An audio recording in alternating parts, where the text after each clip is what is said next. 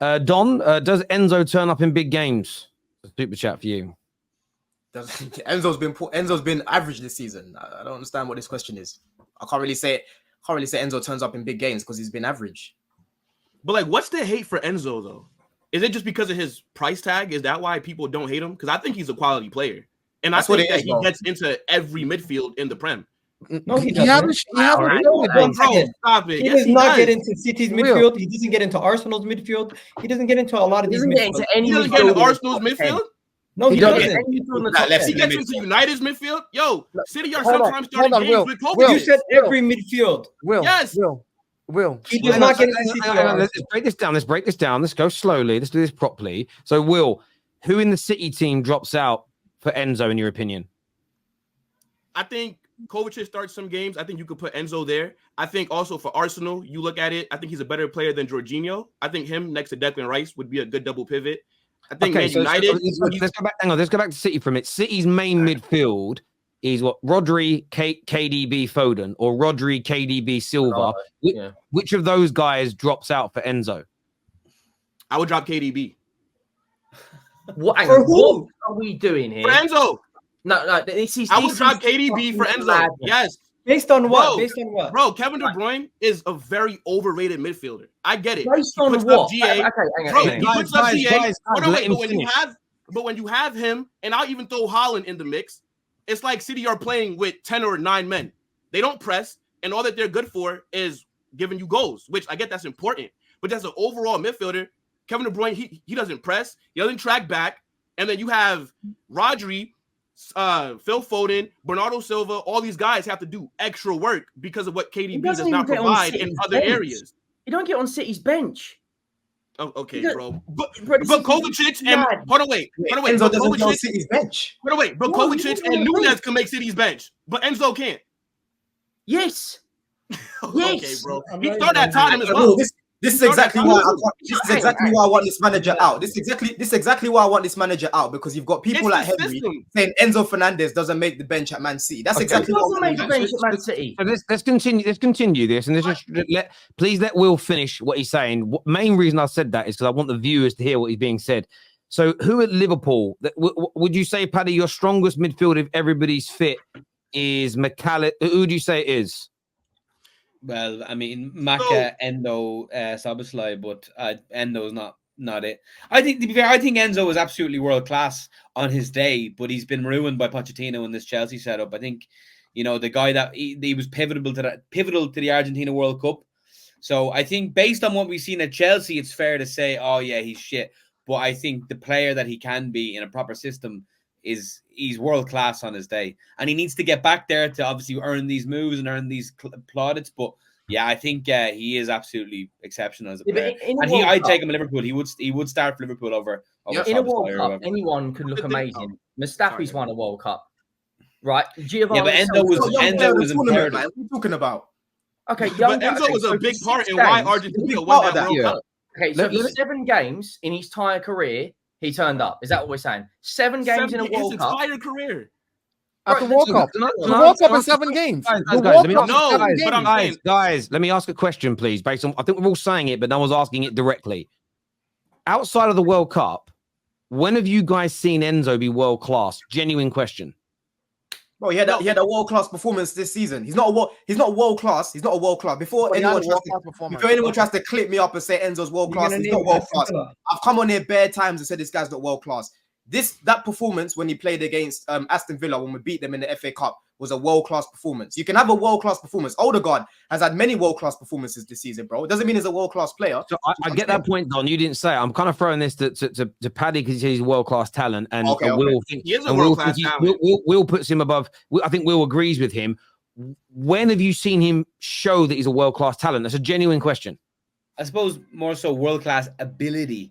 On his day, he is world-class. He's not world-class in terms of based on his Chelsea time, but his ability is world-class, and I will back that for sure. And the World Cup, I mean, that's the greatest competition in football, and he was part of the greatest World Cup win ever in terms of it was Messi's actual World Cup.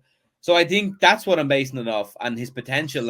He's just been part of a putrid Chelsea side, multiple terrible managers, and he's not had a chance to flourish. But the minute Chelsea get serious and get a proper manager in there with a proper system, come back to this, and Enzo will be key to that. This is why drugs is not good for you. Drugs is not good for you. Listen, kids, listen out to everybody in the comment. Please listen. Don't do drugs. I beg you, do not do drugs, because this is what are you guys talking about? So Enzo's listen. Or Man City. I think that you guys are talking about Enzo very differently. If he's on a different team. Can you stop? No, but I want to hear his take. Guys, let Dao speak, please. Let Dao speak. Can you stop? You are going to take the World Cup 7 games, right, as a yardstick. 6 months in Benfica. A player gets bought and brought to Chelsea, hasn't carried your team all season. You're going to sit here and tell me that based on if, what, and when. Oh, if he was in a different system. We haven't seen that yet. We're talking about what we have seen, though. What we have seen, though. Like, now listen. Like, if you Google Enzo world-class clips on YouTube right now, you will only find World Cup stuff. You can't even find anything from Chelsea games that you can look at and be like, oh, wow, look at what Enzo did. I'm just giving you an example of this season. Listen. You are talking about 1 game out of 34 games in the season. You've given me one example. Enzo turns up on the biggest stage. That's what you're saying, right? That's what you're saying. There is no, listen, there's no, listen, no, Will. My point is, there is no consistency. There is no consistency with Enzo stuff. So for you to sit here and say world-class ability, meanwhile, there are players who are doing it consistently, but you say, oh, they're not doing enough. But Enzo, who is not consistent in any way, suddenly has world-class abilities. It's mad. Enzo for KDB. One thing, Terry. Don't do drugs. I'm gonna go to Henry, and then go on, Henry. This narrative that on his day, so does that mean Adel Taarabt, Ben Arthur, Michu were all world-class on their day because they could turn up in football matches? Does that mean because Eric Dyer was man of the match against Arsenal in the Champions League quarter-final, he's now world-class? Enzo doesn't get in any team in the top 10 and does not definitely get on Man City's bench. It is insanity. The guy is a 35 to 40 million pound player who had 7 good games in a World Cup, is now worth 100 million. If you even look at his Benfica days, when he played in the double pivot, he wasn't even the best one in a double pivot. Like, you can say, oh, because of a manager, we have only got the sample size to judge him in the Premier League under Pochettino. No, right? Last season as well. What are you talking about? Right, okay. This season, we can only judge him off Pochettino. You can judge him on last season. Is that some good performances this year, bro? One where Jamie Carragher done a whole 4-minute monologue talking about him when we played Liverpool, bro. Ask Paddy about that. Game of the season. We will see. You got Dio saying there's no examples. You give him just one example from the Villa game. Then he starts telling you, 1 out of 38, 1 out of 38. Yeah, I'm gonna jump in just because there's a lot of shouting over each other. I want to do some of these super chats on this subject and respect the viewers here. 60 million down the drains. Okay, we'll come back to the Kai Havertz stuff later. Sorry. Did you know in Enzo's first 3 months at Chelsea, he averaged more progressive passes per 90 minutes than any player in the Premier League? Enzo hate is so clear. Chelsea fell for the World Cup cap with Enzo, the same as Real Madrid did with James Rodriguez. Just take your losses as they did and move on, is what Mo Gunner says here. The best one of those I ever saw was at Liverpool with El Hadj Diouf. That man looked world class at the World Cup in 2002. I was so gutted when Liverpool got him. We need to stop using the term world class. And in fairness, Garrett, to Paddy, he didn't say he was world. He said world class talent, and that's why I had to go back and readdress the question, because people they heard the word world class and everyone's ears stopped working with cognitive dissonance. He's nowhere near world class, Enzo Fernandez. No way. He's nowhere near it. What does Enzo have over KDB? I'm intrigued. That's to you, Will. My fault. I had my mic muted. So my main issue with De Bruyne is that I don't think that he adds much outside of assists. That's my problem with him. And I think when you watch City play, you got all the other midfielders and attackers, except for Haaland. They have to do more work because KDB is not pressing. He's not doing much. So it's like, for me, I think Enzo is a better overall player than Kevin De Bruyne. I'm not saying that he is, in terms of goals and assists, he puts up those same level of performances. but I guess that's all that we care about. But I think if you just put Enzo like in a different system, I think he performs a lot better. You have him with Arteta and how Arsenal play. You put him in this Man City squad. You put him in any team that actually has a better style of play that are more progressive, except for Chelsea. I think that we talk about him a lot differently. But because he costs so much money, it's like he's just garbage and trash all of a sudden because he's playing with players who aren't as good. Will, I agree with you when you say he would play better at another team, but to say you would have him over KDB is kind of crazy to me. I get your as a point midfielder, like I'd rather have him like in my midfield. No, but Enzo Fernandez, maybe will track back. Maybe he'll give you a little more passes. But who's going to win you a game? Who's going to contribute to helping you win a game? Kevin De Bruyne. Let's be honest. Enzo Fernandez has been in the Premier League for almost 2 years now. Why am I saying 2 years? A year and a half, right? So when you look at the amount of games he's actually contributed to victories, the amount of times his team has won off the back of his performances, it's minimal. Where Kevin De Bruyne, he's a match winner week in, week out. And I'm not talking about GA. He performs throughout the game. But let me ask you a question, though. Kevin De Bruyne performs that well because of what? The system that Pep has put around him. It covers up his deficiencies. What do Chelsea do to cover up Enzo's deficiencies? Bro, but if Enzo Fernandez, one second, if Enzo Fernandez was as good as you say he is, maybe he could at least win a couple games off his own back. He doesn't. But it's not that simple. That's incorrect. That's incorrect. Exactly. This is not a 1v1 sport. This is boxing. There's 10 other guys out there with you that also have to do their job. But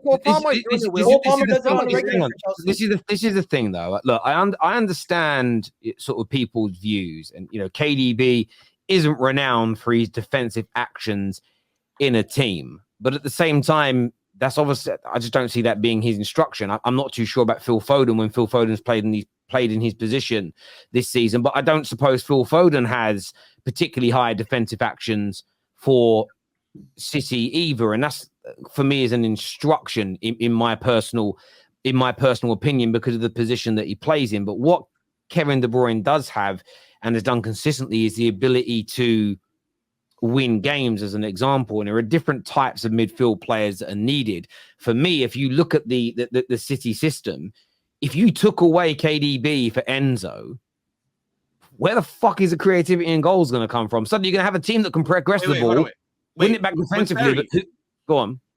So you asked me, who would I drop? I think the options were Rodri, Phil Foden, KDB. I think, obviously, if you replace, let's say, Enzo for KDB, right? Obviously, that's not going to work because he's not a 10 or he can't play in that kind of role as well as what KDB can. But I think if you put Phil Foden there and then you put Enzo, you drop him a little bit deeper with Rodri, I think City will be just fine. Yeah. Like, if I'm Man City, I cash in on Kevin De Bruyne this summer.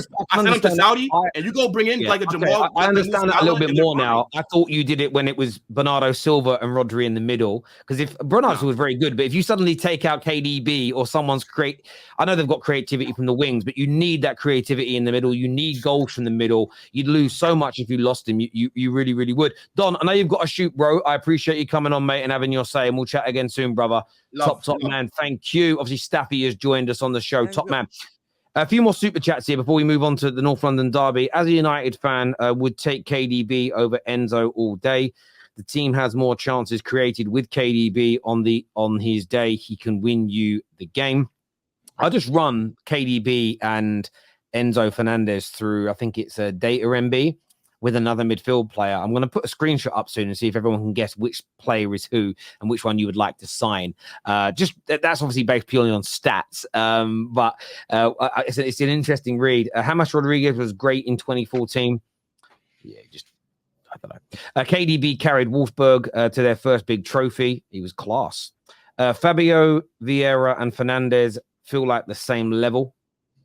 I don't know about that. I haven't seen enough of I haven't seen enough of Vieira play, to be honest with you. I think Bruno Fernandes is still, way better than him. There's talent in Fabio, but yeah, Bruno Fernandes still has. Did you say Bruno Fernandes or Enzo Fernandez? I might have said that was Enzo, not Bruno. Yeah, I might have said Bruno. Sorry. Cole Palmer is in the same team as Bozo Enzo and still performs better than him. The best players will always perform regardless of the system. Enzo is a Bozo and should probably play in the squad. Do you know what I would say? I don't think there's any issue with that. Couldn't be more wrong. My view with Enzo right now, and it could be the hernia. I don't know if he's got the physicality for the Premier League. He looks for me when I watch him play, half a yard too slow, and like he's not up for the fight. And Terry, Son had a hernia operation at the end of last season and still got 16 GA last year. So like this, can we make more direct comparisons? Because this super chat, listen, respect to the super chat, but comparing Cole Palmer, who is a final third player who is meant to get GA because that's a part of his game, versus a controller. I say this every time. I'm so sick of people talking about Enzo. I don't even rate him that highly. But every time GA is being mentioned around a controller, it's such a disingenuous you look argument. at his performances, though. Like No. Henry, this is why I don't rate him highly. I rate him. I don't rate him highly, especially for the Premier League. But I'm so tired of people saying he's supposed to go win a game. I'm sorry, but that's not his job. Like, this is why when Will was saying, if you put him in a better system that covers his deficiencies like these other players, he will thrive in a system. That super chat that just came in said a brilliant player will thrive regardless of the system. I don't agree with that. Only a few players can look individually good regardless of the system. Because I'll tell you what, and I keep making this comparison, Pogba used to outshine our midfield in a shit system, but he still used to get criticism because we didn't used to win games. He used to fall a victim to GA as well, even though he was never a GA player. He was that player that gets the ball from the first third to the final third and make something happen. Enzo is that, but just on a lower level. Staffy. Enzo and Menu. Let's do that comparison. You tell me they both play they're supposed to be playing similar roles, right? Menu is supposed to be doing what Enzo is doing in a shit Man U team this season. Yeah, but that's why I rate Menu more. No. That's what I'm saying. So I'm giving you the same scenario now. In a shit Chelsea team this season, Enzo. In a shit Man U team this season, Menu. Both of them. You do know our midfield always gets dominated every game. Hold on. That's what I'm saying. I'm saying both teams are shit. Chelsea's midfield also gets dominated a lot of times. I'm saying we see Menu perform though. We've seen him perform because you can tell that the talent is in there. Yeah, so Staffy, I don't know if this conversation came up because Will stated. Oh yeah, because it gets into every single team, and I think no one really brought up GA per se in our conversation on the show. I don't necessarily think. I think when people say win games, I think they're talking more about dictate the play. I do agree the system hasn't helped Enzo. I've been highly critical of it. I want to try and move past this because we've got to get onto some other subjects. This here says Enzo doesn't press, control games, or assist. Big up, guys. I love that one. That super chat saying he doesn't control games. That's the criticism he should be having because we did that last week, Terry. I forgot what game it was when he had less touches than Palmer and Caicedo, and we said that game he should have had more than the touches that he had. That is fair criticism. Criticizing him for GA is not his job.